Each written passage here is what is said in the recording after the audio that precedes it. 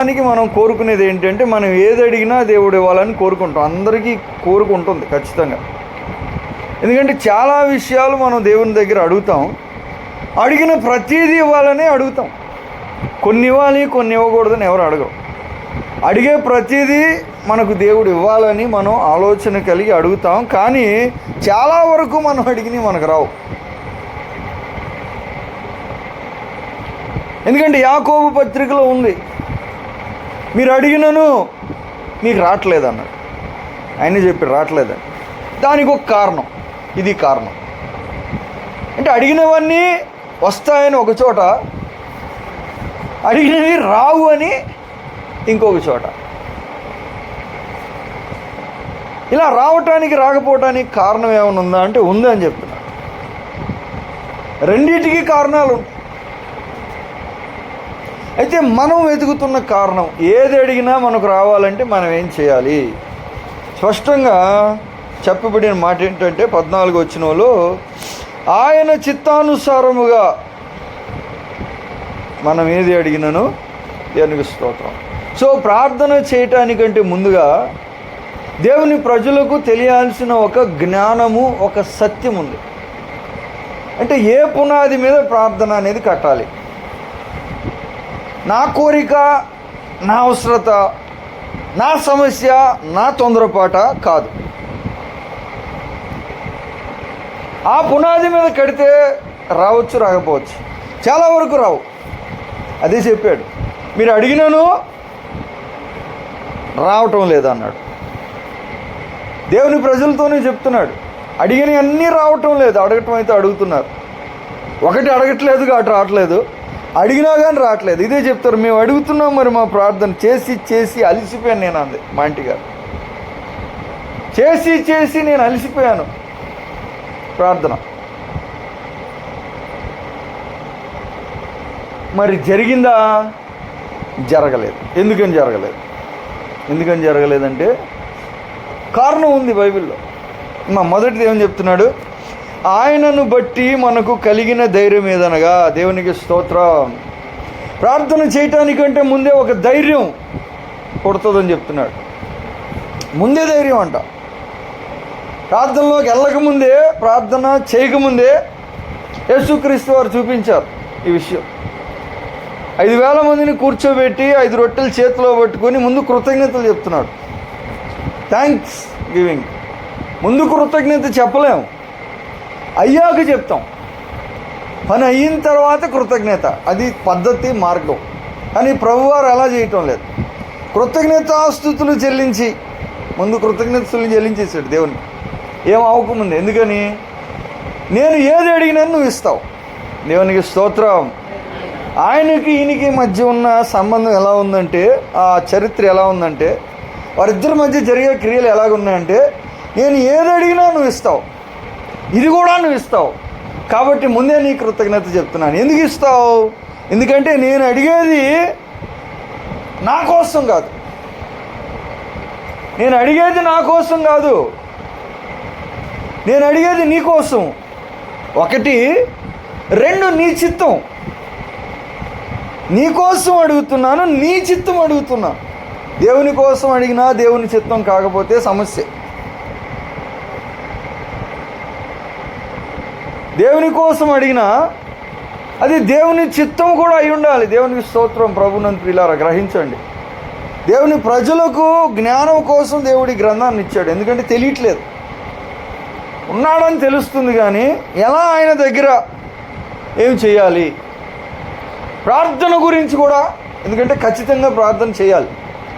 ప్రార్థన అనేది మన జీవితంలో భాగం. ఇంకా అందుట్లో అందుకే స్టార్టింగే ప్రార్థన నేర్పించారు సంఘానికి. ప్రార్థన నేర్పించడానికి ముందు వాక్యం కూడా చెప్పారు. అపోస్తలు బోధ, ప్రార్థన. ఎందుకంటే కొన్ని సూత్రాలు, కొన్ని నియమాలు, కొన్ని మార్గాలు, కొన్ని న్యాయాలు, కొన్ని సమయాలు, వీటన్నిటి మీద ఆధారపడి ఉంది. బిల్డింగ్ ఎలాగైతే స్తంభాల మీద ఆధారపడి ఉంటుందో, ప్రార్థనకు జవాబు అనేది కొన్ని సూత్రాల మీద ఆధారపడి ఉంది. కనుక అది ఇది నేర్పించారు. మనం ఏది అడిగినా మనకు ఆయనను బట్టి మనకు కలిగిన ధైర్యం, దేవుని బట్టి దేవుని ప్రజలకు ఏం కలుగుతుంది? ధైర్యం అనేది కలుగుతుంది. దేవునికి స్తోత్రం. చాలాసార్లు చూసాం మనం, దేవుడు ధైర్యాన్ని ఇచ్చే దేవుడు అంట. భయం లోకం కలిగిస్తుంది. మన పరిస్థితి చూసినప్పుడు, తర్వాత మనల్ని మనం చూసుకున్నప్పుడు మనకేం కలుగుతుంది? కళ్ళు మూసుకున్నా కళ్ళు తెరిచినా భయమే కలుగుతుంది. కానీ దేవుణ్ణి బట్టి ముందు దేవుడు ఏమిస్తాడు? ప్రార్థన చేయటానికంటే ముందే దేవుడు తన ప్రజలకు ధైర్యాన్ని ఇచ్చే దేవుడు. దేవునికి స్తోత్రం. మోషే పారిపోయాడు. ఎందుకని? ఐగుప్తులో నుంచి ఎందుకు పారిపోయాడు? నాకు గొప్ప ధైర్యం ఉంది, అందుకే నేను పారిపోతాను అన్నాడా? నాకు ఎంత ధైర్యం ఉందంటే నేను ఇక్కడ ఉన్న అసలు ఇంకా వెళ్ళిపోతాను నేను అన్నాడా? భయపడి ఏమైపోయాడు? పారిపోయాడు. ఎక్కడి నుంచే పారిపోయాడో మరలా అక్కడికే వచ్చి నిలబడ్డాడు. అక్కడికే వచ్చి నిలబడి నేను ఒక్కడిని కాదు మొత్తాన్ని తీసుకెళ్ళిపోతాను అంటున్నాడు. ఎక్కడి నుంచి వచ్చింది అంత ధైర్యం? అడిగారు, వీళ్ళకి చదువు లేదు, వీళ్ళకి నోట మాట రాదు, వీళ్ళకి అసలు ఎవరు లేరు, అసలు ఈ ఊరు కూడా కాదు వీళ్ళది. వీళ్ళు గలిలేలు. యెరూషలేములోకి వచ్చి సెంటర్లో నిలబడి అంతమంది సైనికులు, ప్రధాన యాజకులు, పెద్దోళ్ళందరూ ఉంటే లెక్క చేయట్లా. ఎక్కడి నుంచి వచ్చింది ధైర్యం? అదిగో అక్కడి నుంచి వచ్చింది. ఎక్కడి నుంచి వచ్చింది? దేవుని సన్నిధిలో నుంచి వచ్చింది. దేవునికి స్తోత్రం. దేవుని సన్నిధిలో ఉన్నప్పుడు ఏం కలుగుతుంది? మోషే దేవుని సన్నిధిలో నిలబడ్డాడు. మోషేకి దేవునికి మధ్య ఏదో జరిగింది. ఆ జరిగిన వాటి పర్యవసానం ఏం జరిగిపోయింది? మోషే వెళ్ళి అసలు ఫరోకి ఎవరు నిలబడరు ఫరో ముందు. ఆయన నిలబడటమే కాదు, నేను చెప్పిన మాట నువ్వు వినకపోతే నువ్వు ఉండవు అంటున్నాడు. ఎక్కడి నుంచి వచ్చింది ధైర్యం? మా దేవుడు తన ప్రజలకు ఏమిస్తాడు? ఏలియా వెళ్ళాడు ఆహాబు దగ్గరికి. రాజు దగ్గరికి వెళ్ళి ఛాలెంజ్ చేస్తున్నాడు. ఏమని ఛాలెంజ్ చేస్తున్నాడు? కాసుకుందామా అంటున్నాడు, చూసుకుందామా అంటున్నాడు, ఎవరు నిలబడతారు, ఎవరు నెగ్గుతారు అంటున్నాడు. ఒకవైపు రాజులు, గుర్రాలు, రథాలు, సైన్యం. ఏలియాకి తోలు దుప్పటి తప్ప ఏమి లేదు. తోలు ఉంది, అది దుప్పటి అంతే. తోలు వస్త్రమును అదే దుప్పటి ఏదో ఉంది అంతే, మామూలు కంబళి. ఏం కంబళం అదే ఉంది ఏలియా దగ్గర. కానీ లోపల ఏముంది? బయట ఏముంది కాదు, బయట రాగి శిరస్రాణము, నేతగాని దోనెంత పొడుగు కర్ర, ఆయుధాలు ఇవన్నీ బయట ఉన్నాయి. లోపల ఏముంది? దావీదు లోపల ఉంది. ఎక్కడి నుంచి వచ్చింది ధైర్యం? ధైర్యం అని ఎలా చెప్తాం? పరిగెట్టాడు మీదకి. అందరూ నిలబడ్డారు. వాడిని చూసి, హైట్ చూసి ఆగిపోతున్నారు. గొంతు కూడా బేస్ వాయిస్లో ఉంది. ఎవరు? గొలియాత్ అని. హైట్ వెయిట్ చూసి ఆగిపోతున్నారు. ఇది అయి నేను చూడండి అంటున్నాడు. నేను చూసేది అది కాదు, చూడాల్సింది ఇంకోటి ఉంది.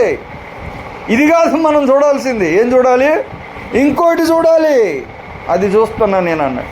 అందుకే ఆయన చూసి గొలియాతు దావీదును చూసి భయపడ్డాడు. ఎందుకని? వీడు కర్రతో మీదకి వస్తాడేంటి? కత్తులు తీసుకుని వస్తే ధైర్యంగా ఉండేవాడు. అయిపోయాడు వీడి దెబ్బకి. ఎందుకంటే నా కత్తి పెద్దది, నా ధోని పెద్దది, నా కవచం పెద్దది అని ధైర్యం తెచ్చుకునేవాడు. ఏమీ లేకుండా వచ్చాడు. మైండ్ పోయింది గొలియాత్కి. దావీదుకి ఏముంది?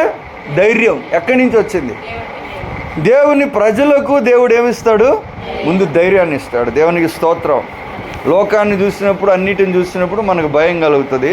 అయితే ఆ ధైర్యం కొన్ని పరిస్థితులకు మాత్రమే. బలిపీఠం పగలగొట్టాడు గిద్యోను పోయి. బలిపీఠాన్ని మొత్తం అయితే రాత్రి పగలగొట్టాడు. ఏం చేశాడు? పగలగొడితే జనాలు ఏమన్నా నైట్ పూట వెళ్ళి పగలగొట్టాడు. పగలగొట్టాడు.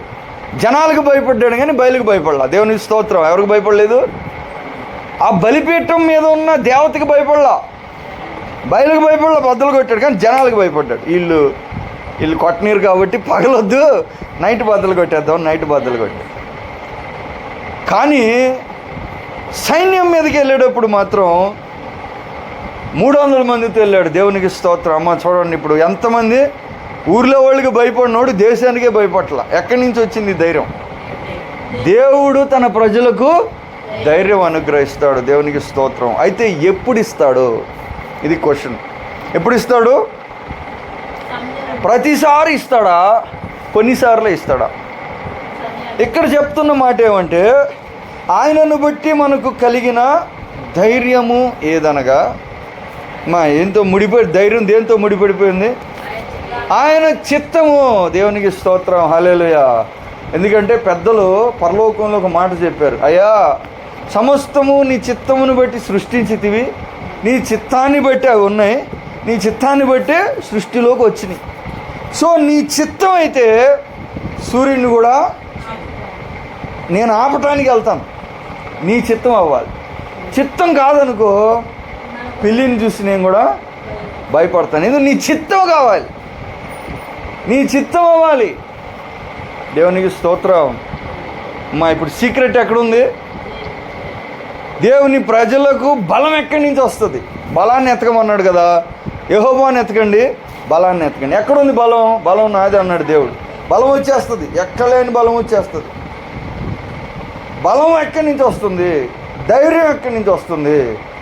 దేవుని సన్నిధిలో మనం కనిపెట్టినప్పుడు దేవుడు ఒక మాట పలుకుతాడు.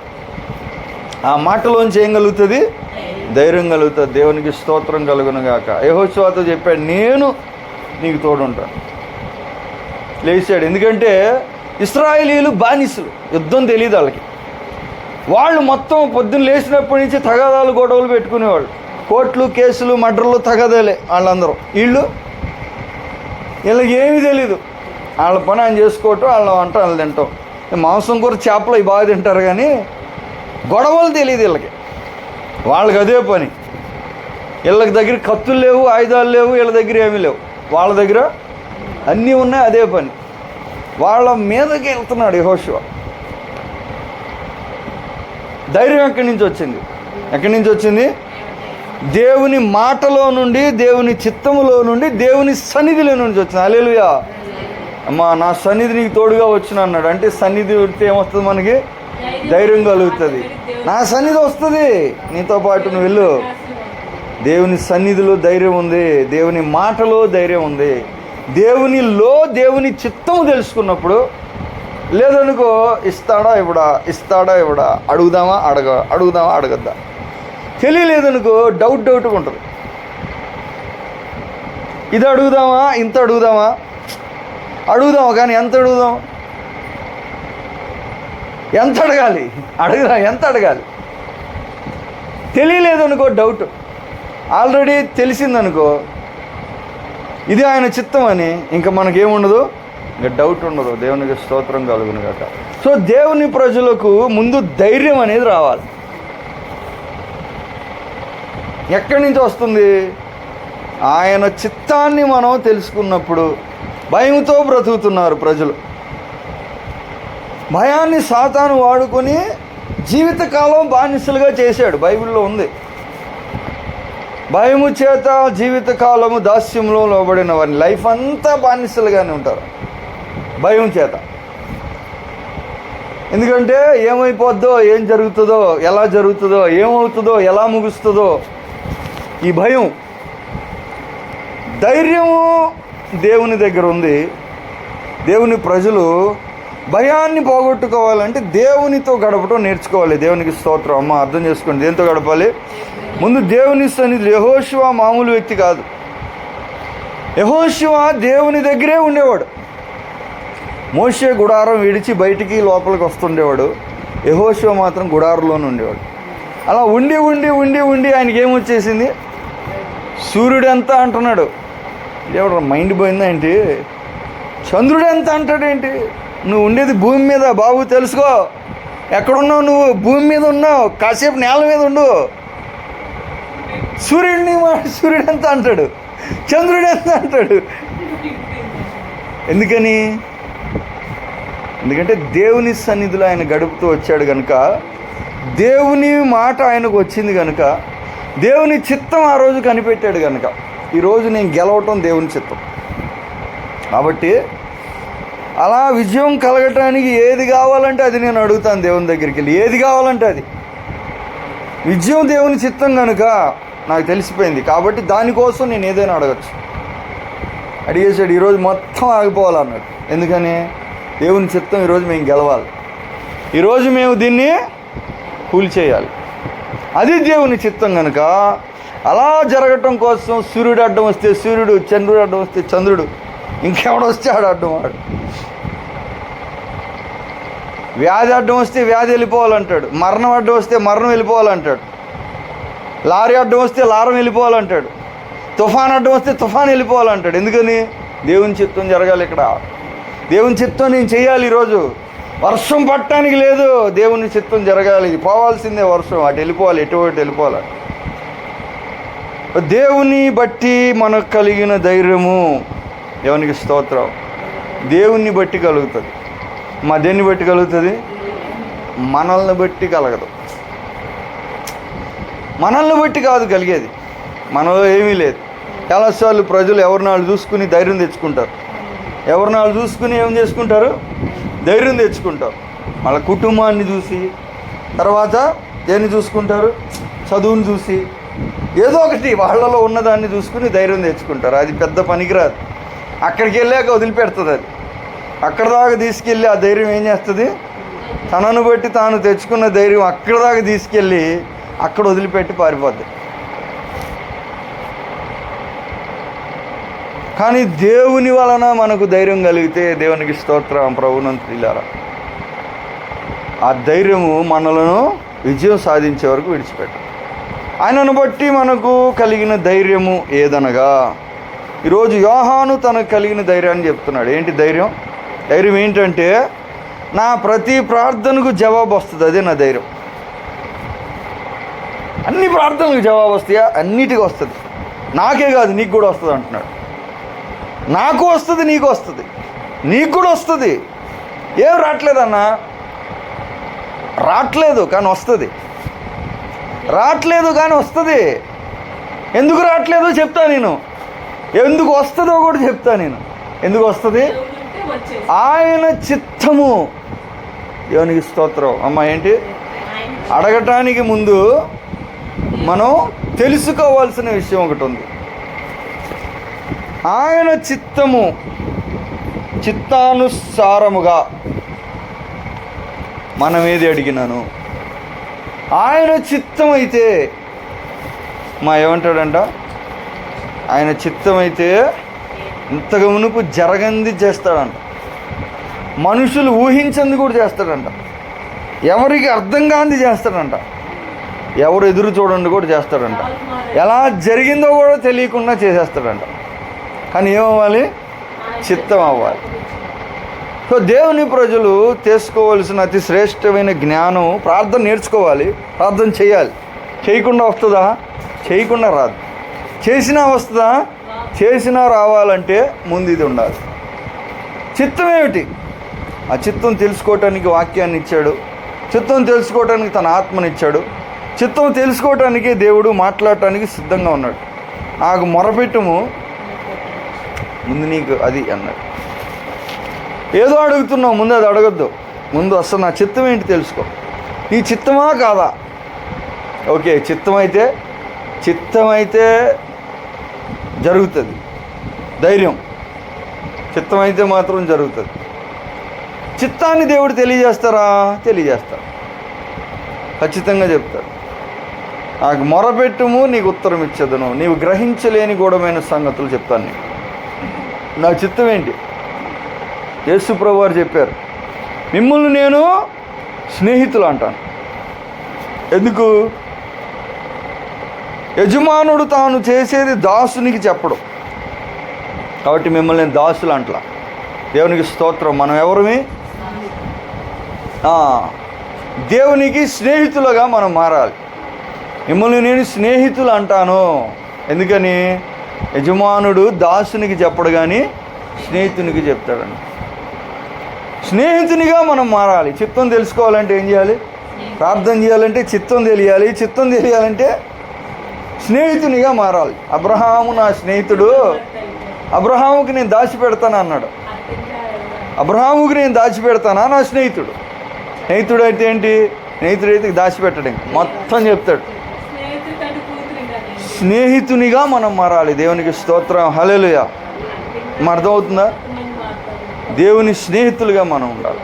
అప్పుడు ఆయన చిత్తం మనకి దేవుడు బయలుపరుస్తాడు. లేదనుకో అంటే దగ్గరగా ఉండాలి. ఫైనల్గా ఏంటంటే దేవుడు మనతో మాట్లాడే సంబంధం ముందు ముఖ్యం. ఏదన్నా తీసుకోవాలంటే ముందు ఆయన మనస్సులో ఏముందో తెలుసుకునే ఒక సహవాసంలోనికి మనం రావాలి. అలా మనం వచ్చినప్పుడు దేవుడు ఏం చేస్తారు?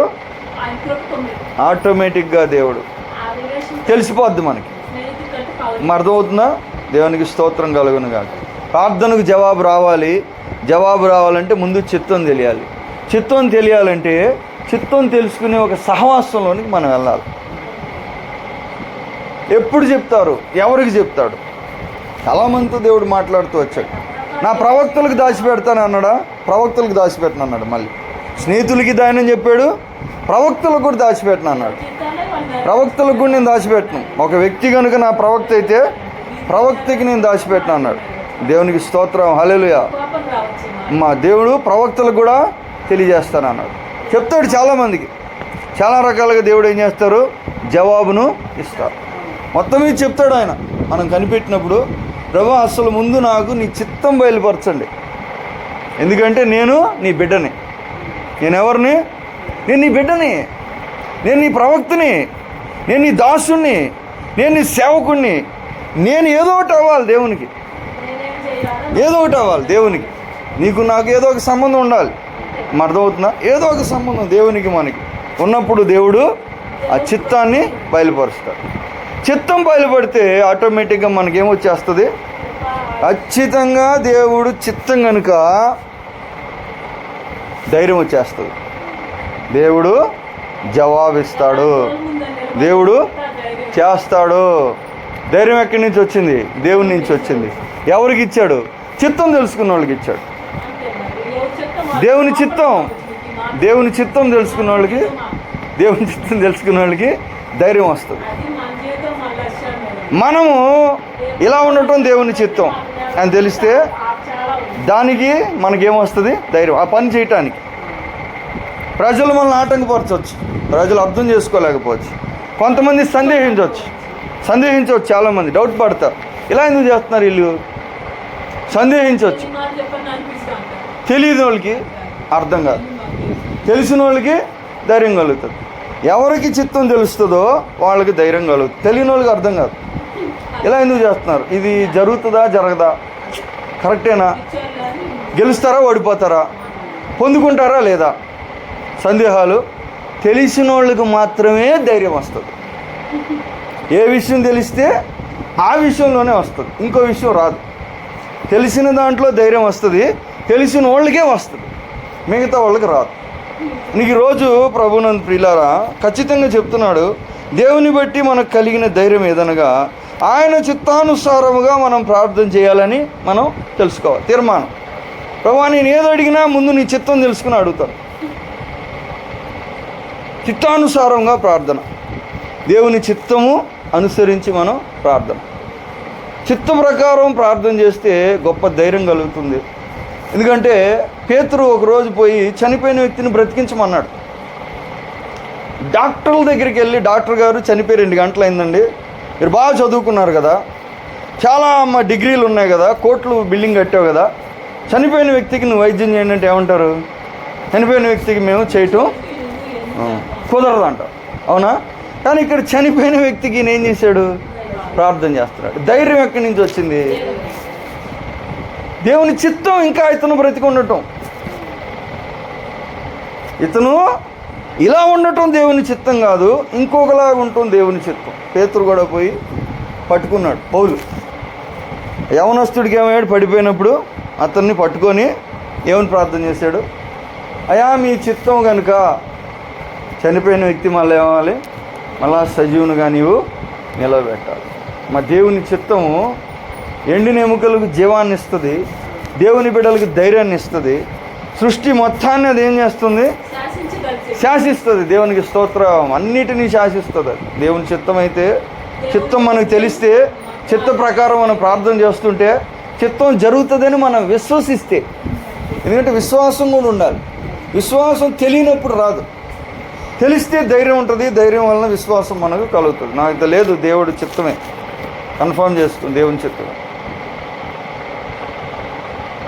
మనం ఏది అడిగినను ఆయన మనకు అనుగ్రహించును అనునదియే. మనము అడిగినది ఆయన ఆలకించునని మనము ఎరిగిన ఎడలా, అంటే మనం అడిగింది దేవుడు ఇస్తాడని తెలిసిపోతే ఏమంటున్నాడు, మనము వేడుకొనినవి మనకు కలిగినవని ఎరుగుదము. అంటే ఆయన వింటాడని మనకు తెలిసిపోతే మనకు వస్తాయని మనకు తెలిసిపోతుంది. అది జరుగుతుంది ఖచ్చితంగా. అందుకని దేవుడు ధైర్యాన్ని ఎలాగిస్తారంటే ప్రవచనం చెప్తాడు, నా చిత్తం ఇదే, లేక దర్శనం చూపిస్తాడు, నా చిత్తం ఇదని, లేకపోతే వాక్యం ద్వారా మాట్లాడతాడు, ఇది నా చిత్తం అని, లేక ఆత్మలో దేవుడు గొప్ప సమాధానం ఇస్తాడు, నా చిత్తం ఇదని. చిత్తం తెలుసుకో, ధైర్యం తెచ్చుకో, ధైర్యం తెచ్చుకో, ప్రార్థన చేసుకో, ప్రార్థన చేసుకో, విశ్వాసంతో నిలబడు, విశ్వాసంను బట్టి నువ్వు జవాబులు పొందుకో. దేవునికి స్తోత్రం. ఇది మార్గం. దేవుని ప్రజలు ఇవ్వట్లేదు అంటారు, జరగట్లేదు అంటారు. ఎందుకంటే సహవాసంలో ఉండటం లేదు. దేవునితో సహవాసంలో బాగుంటే ఏం జరుగుతుంది, ఫైనల్గా జవాబు వచ్చేస్తుంది. మనకి జవాబు కావాలి. అయితే ప్రజలు కొన్నిసార్లు దేవుని మార్గం అర్థం చేసుకోవట్లే. నాకు అవసరం కదా ప్రభువా, నువ్వు ఇవ్వు అంటారు. నాకు అర్జెంటు కదా, నువ్వు ఇవ్వు అంటారు. నాకు అర్జెంటు కాబట్టి నువ్వు ఇవ్వు అంటావు. నీ అర్జెంటు నేను ఇస్తానని దేవుడు ఎక్కడ చెప్పలేదు. నీకు అర్జెంటుగా ఉంది, నీకు బాధగా ఉంది, నీకు అవసరం ఉంది అని ఇస్తాడు. కానీ ఇప్పుడు దానికంటే ముందు ఒక మార్గం అనేది ఉంది. ఇదిగో ఇలా రండి అన్నాడు బలిపీఠం దగ్గరికి. బలిపీఠం దగ్గరికి రావాలి, కానీ ఒక మార్గం. ఇప్పుడు జవాబు తెచ్చుకోవాడు, కానీ దానికి మనం ఒక మార్గం. సో దేవుని చిత్తం ఎరిగి, దేవుని చిత్తము మరుగైంది కాదమ్మా, సీక్రెట్ కాదు, ఇక్కడ బైబిల్లో ఉంది. ఇంకా దాన్ని దేవుడు వివరిస్తాడు, ఆత్మ ద్వారా తెలియజేస్తాడు. నా చిత్తం తెలుసుకోండి. చిత్తం తెలుసుకుంటే ఆల్మోస్ట్ నీ ప్రార్థనకు జవాబు అనేది రావటం తేలికైపోద్ది. ప్రార్థన కూడా చేయాలి. ఏలియా తెలుసుకున్నాడు ఇది దేవుని చిత్తం అని. వెంటనే వెళ్ళాడు, వర్షం పడుతుంది అన్నాడు. అయ్యా 3.5 సంవత్సరాలు రాలేదు, ఇప్పుడు ఎలా పడుతుంది? 3.5 సంవత్సరాలుగా జరగలేదు కదా ఈ పని, ఇంత ఆలస్యమైంది కదా, ఇప్పుడు ఎలా జరుగుతుంది? ఆయనకి ఎలా తెలిసింది ఇప్పుడు జరుగుతుందని? చిత్తం కనుక దేవుడు చెప్పాడు, ఇది దేవుని చిత్తం అని చెప్పాడు కనుక ఇప్పుడు పడుతుంది అంటాడు. చిత్తం కనుక పడుతుంది. ఇన్ని రోజులు జరగంది, ఇప్పుడు జరుగుతుంది. ఎందుకంటే దేవుని చిత్తం తెలుసుకున్నాడు ముందు. ఆహాబుతో చెప్పాడు వర్షం పడుతుంది అన్నాడు, పడట్లా. పడకపోయినా ఆయన వదలట్లా. ఎందుకని? చిత్తం కనుక 7 సార్లు కుంగాడు, చెయ్యి కనపడేదాకా చేశాడు, హస్తం అంత మేఘం. దేవుని చిత్తం బట్టి ధైర్యము, ధైర్యమును బట్టి విశ్వాసం, విశ్వాసం బట్టి ప్రార్థనలో విశ్వాసం ఉండదు. డౌట్గా అడుగుతారు. అరే చూద్దాం ఇస్తాడో లేదో, దేవుడు మంచి దేవుడు కూడా ఇస్తాడేమో అనుకుంటారు. అడిగాము ఇవ్వలేదంటారు. అడిగాము దేవుడు ఇవ్వలేదు, మంచివాడు, కానీ ఏం చేస్తాం? విశ్వాసం లేదు. ఎందుకు లేదు? విశ్వాసం లేదంటే చిత్తం తెలియలేదు, ధైర్యం లేదు, విశ్వాసం లేదు. కొంతమంది వాగ్దానాలు చేతబట్టుకుని వెళ్తారు దేవుని దగ్గరికి. అయ్యా నువ్వు వాగ్దానం చేసావు, వాగ్దానం నువ్వు చేసావు, ఇది నీ చిత్తమే, ఇక్కడ ఉందంటే ఏంటి?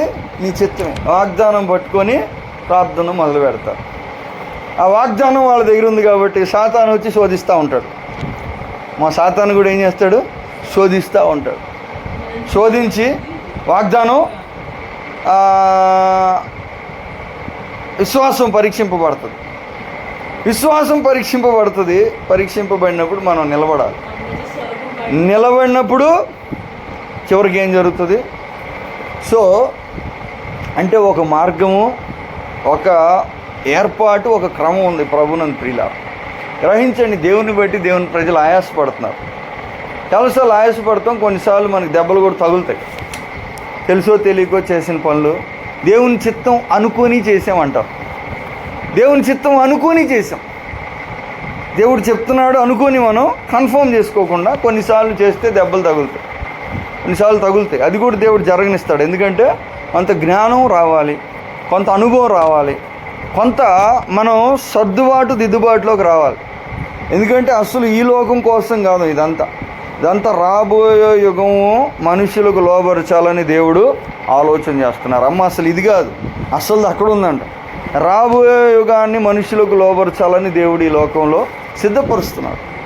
అది ఎవరు అందుకోగలరు, ఎవరు అర్హత పొందగలరు, ఎవరు దాంట్లోనికి అడుగు పెట్టగలరు, దానికోసం ఇదంతా. కనుక కొన్నిసార్లు దేవుడు దిద్దుబాట్లు జరిగేదాకా ఆయన ఏమీ కదలట్లేదు. ఇది కూడా మనం గ్రహించాలి. అంటే దేవుని మార్గం, దేవుని చిత్తం ఏంటి, ఆ యుగాన్ని ఆ లోకాన్ని మనకు దేవుడు స్వాధీనపరచాలనుకుంటున్నాడు. కనుక ఇక్కడ మనం ఎలా పడితే అలా ఉండనివ్వట్లేదు. మనం ఏంటి ఇస్తే బాగుండు కదా, దేవుడికి ఇంత కష్టం అని తెలుసు కదా, ఇంత కష్టంలో ఉంటే మరి ఇలా చేసుకోమంటాడు, అలా చేసుకో. అసలుది దీనికోసం కదా, అసలు దానికోసం. చిత్తం ఎరిగినప్పుడు ధైర్యం వచ్చేస్తుంది. అంతేగా, చిత్తం ఎరిగినప్పుడు ధైర్యం వస్తుంది. ఎందుకంటే పౌలు గారు ప్రార్థన చేస్తే దేవుడు స్వస్థత ఇవ్వనన్నాడు. ప్రార్థన చేశాడు కదా, నా కృప నీకు చాలు అన్నాడు. కృప చాలు, నువ్వు హెచ్చింపబడతావు కనుక నీకు నేను స్వస్థత ఇవ్వనన్నాడు. ఆ జ్ఞానము ఆయనకి ఎలా పనిచేసిందంటే, శ్రమలలో దేవుడు ఏమిస్తాడు, కృప ఇస్తాడు. కృప చాలు.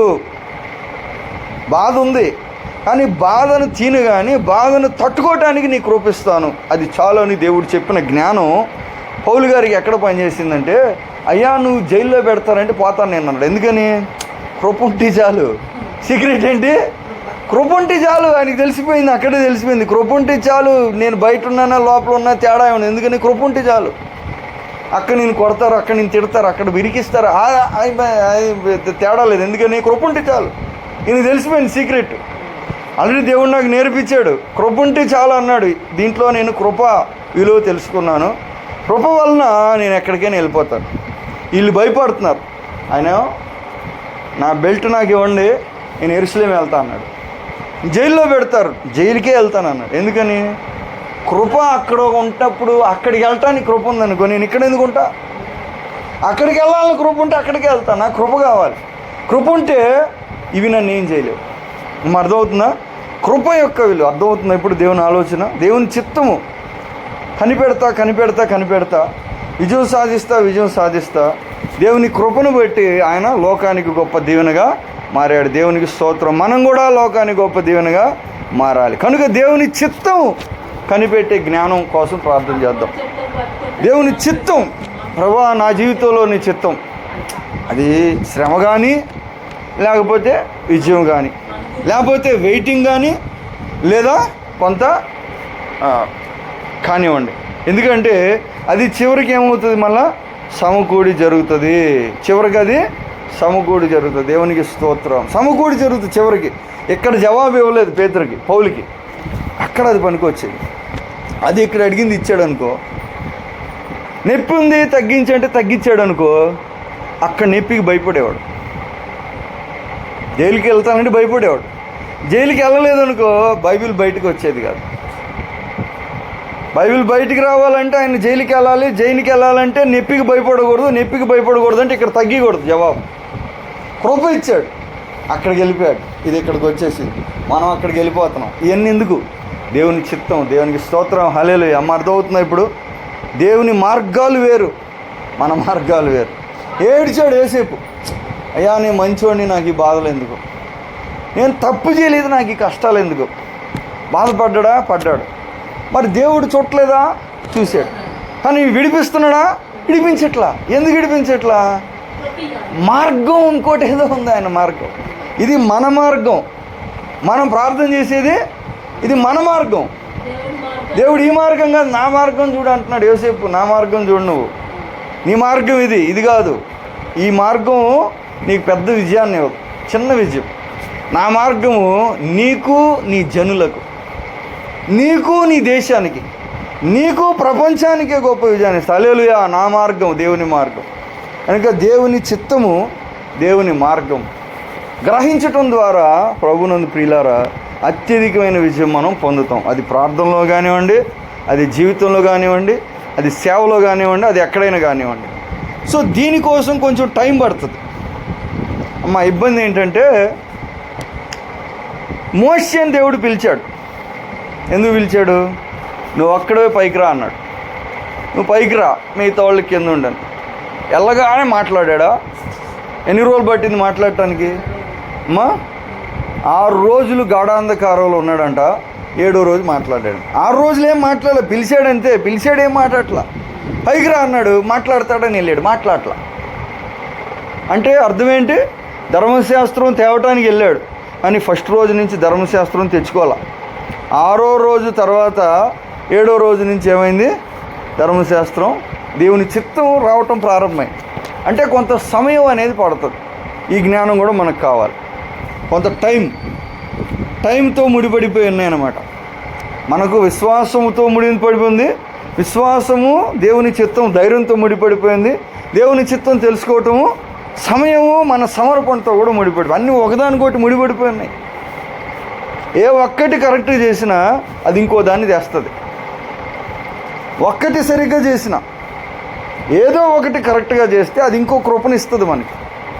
ఏ ఒక్కటి చేసిన, ఎందుకంటే అన్నీ ఒకటే, అన్నీ ఒకదానితో ముడిపడి చివరికి మనకు గొప్ప విజయం కలగజేయటానికి, మనలను వాడుకోవటానికి, మనల్ని మహిమ కలిగిన పాత్రలుగా చేయటానికి, ఆశీర్వాదంగా ఉంచడానికి, ఈ లోకానికి ఆశీర్వాదానికి వారసులు అవుటకు మనం పిలవడ్డాం. హల్లెలూయా. మనం ఎందుకు పిలవడ్డాం? ఆశీర్వాదానికి వారసులు అవటానికి పిలవడ్డాం.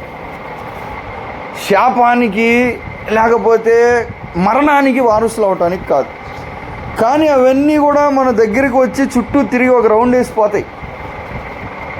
వస్తాయి, ఒక రౌండ్ అలా వేసి కొంతసేపు చూడటానికి తలుపు కొడతాయి, చేస్తావా అని. కానీ మనం దేవుని సన్నిధిలో ఉన్నప్పుడు నీకు తలుపు తీయటానికి లేదు, నేను ఇక్కడ. దేవునికి స్తోత్రం, హల్లెలూయా. ఇది కనుక ఈరోజు విన్న మాటలను బట్టి మనం ఒక తీర్మానం తీసుకుందాం. ప్రభునందు ప్రియులారా, దేవుని చిత్తము జవాబిస్తుంది, దేవుని చిత్తము ధైర్యాన్ని ఇస్తుంది. దేవుడు తన చిత్తాన్ని బయలుపరుస్తాడు. మనము దేవుని గురించి ఈ విషయం తెలుసుకోవాలి. ఇవన్నీ దేవుని దగ్గర నేను తెలుసుకొని పొందాలి. కనుక దేవుని దగ్గరికి నేను వెళ్ళాలి.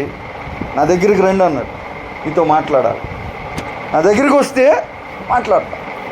మాట్లాడితే మారిపోద్ది. నువ్వు అక్కడే ఉన్నావు అనుకో, దేవుడే రావాలి, వచ్చి మాట్లాడాలి, నన్ను పలకరించి నన్ను పిలవాలి. దేవుడు రాజుగారు వచ్చి పిలవలా, సైనికులను పంపాడు. రాజుగారు ఎవరిని పంపుతాడు? సైనికులను పంపుతాడు. సీఎం గారు ఉన్నారనుకో, ఎవరినో పంపుతాడు. కలెక్టర్ గారు వస్తాడు, ఫలానా మనిషిని పిలుచుకురా. కలెక్టర్ గారు వచ్చి లేకపోతే విఆర్ఓకి ఫోన్ చేస్తాడు, అయ్యా మీ ఊర్లో ఎవరున్నా. మనం ఏమంటాం? రాజుగారు రావాలంటాం. రాజుగారే నాది. రాజుగారు జనరల్గా రాడు. రాజుగారు సైనికులను పంపుతాడు. సైనికులు ఏంటి? సమస్యలు, ఇరుకులు, ఇబ్బందులు, ఆటంకాలు వచ్చి పడతాయి. నేను రమ్మంటున్నాడు ఆయన. ఏందండి? ఆయన రమ్మంటున్నాడు. నువ్వెందుకు వచ్చావు? నాకేం పని లేదు, నాకేం పని ఉంది. ఆయన రమ్మంటున్నాడు నిన్ను, ఆయన దగ్గరికి రావాలి. ఆయన రాలేడా అనం కదా, ఆయన రాలేడా అనం, మనమే వెళ్తాం. దేవుడు అంటున్నాడు, నా దగ్గరికి రండి. దేవునికి స్తోత్రం. దేవుని ఆలోచన, మనల్ని దేవుడు పిలిచి మాట్లాడి ధైర్యపరిచి తన చిత్తాన్ని మన జీవితంలో ఆయన స్థిరపరిచి తగిన సమయం ముందు దీవెనగా మార్చడానికి దేవుడు ఇక యోహాను కనిపెట్టాడు. ధైర్యంగానే ఉన్నాడు, కానీ ఎక్కడున్నాడు? పద్మాసు ద్వీపంలో ఉన్నాడు. పద్మాసు ద్వీపంలో ఆయన ఎవరు లేకుండా ఆయన్ని పెట్టేశారు. ఆల్మోస్ట్ జైలు లాంటి దాంట్లో పెట్టారు. జైలు కాని జైలు, ఇది జైలు కాని జైలు. జైలు కాదు, కానీ జైలు లాంటిది. దాంట్లోనే ఉన్నాడు, బయటికి రావడానికి లేదు. అలాంటి పరిస్థితుల్లో ఉండి ఆయన గొప్ప ధైర్యం తెచ్చుకొని ప్రజలను బయటపరుస్తున్నాడు. ఏమంటున్నాడు? నేను ఇక్కడ ఉంటాను దేవుని చిత్తం కనుక నాకు గొప్ప ధైర్యం ఉంది. ఎందుకంటే ప్రకటన ఆయనకి వచ్చింది గ్రంథం. నేను వస్తే ప్రార్థన చేస్తా చేయబెట్టి, లేకపోతే కాసేపు వాక్యం చెప్తా ఏదన్నా. కానీ ప్రకటన గ్రంథం వచ్చిందనుకో, అది ప్రపంచం మొత్తానికి వెళ్ళి ఏం చేస్తుంది? అది నిత్యత్వ దర్శనాన్ని మీకు ఇస్తుంది. దేవునికి స్తోత్రం. ఎక్కడ ఉంటాం దేవుని చిత్తం కనుక నేను ధైర్యపడుతున్నాను. మీరు ధైర్యం తెచ్చుకో. నీకు ఈరోజు దేవుని మార్గం వేరు, ప్రభునందు ప్రియులారా, మన మార్గాలు వేరు. ఏదైనా దేవుని దగ్గర గొప్ప ఆదరణ, గొప్ప నిరీక్షణ, గొప్ప జ్ఞానం దేవుడు ఇస్తున్నాడు. నా దగ్గరికి వస్తే, నా చిత్తాన్ని తెలుసుకుంటే నువ్వు ధైర్యపడతావు, నువ్వు విశ్వసిస్తావు, నువ్వు ప్రార్థన చేస్తావు, నువ్వు గిన్నెలు నిండిపోతాయి, పాత్రలు పొంగి పొర్లిపోతాయి. హృదయము, యోసేపు అన్నాడు, నేను మరిపింపజేశాడు దేవుడు నన్ను. దేన్ని మరిపింపజేశాడు? నా బాధ నేను గుర్తు తెచ్చుకుందామన్నా నాకు గుర్తు రావట్లేదు అన్నట్టు. బాధ గుర్తుకు రావట్లా, మర్చిపోయేలాగా దేవుడు దీవించాడు నన్ను. దేవునికి స్తోత్రం, హల్లెలూయా. ఇది దేవుని యొక్క ఆలోచన. ఇది దేవుడు ఈరోజు మనతో చెప్తున్నమాట. కనుక ప్రభునందు ప్రియులారా, ఈరోజు మనం ఆయనను బట్టి, ఆయన చిత్తాన్ని బట్టి ధైర్యం తెచ్చుకొని ప్రతి ప్రార్థనకు జవాబు మనం పొందే ఒక సూత్రాన్ని కనిపెట్టాం. దీనిని వాడుకొని ముందు జీవితాల్లో దీవింపబడే ఇతరులకు దీవెనకరంగా ఉండాల్సిందిగా మనం చేస్తూ చిన్న మాటలు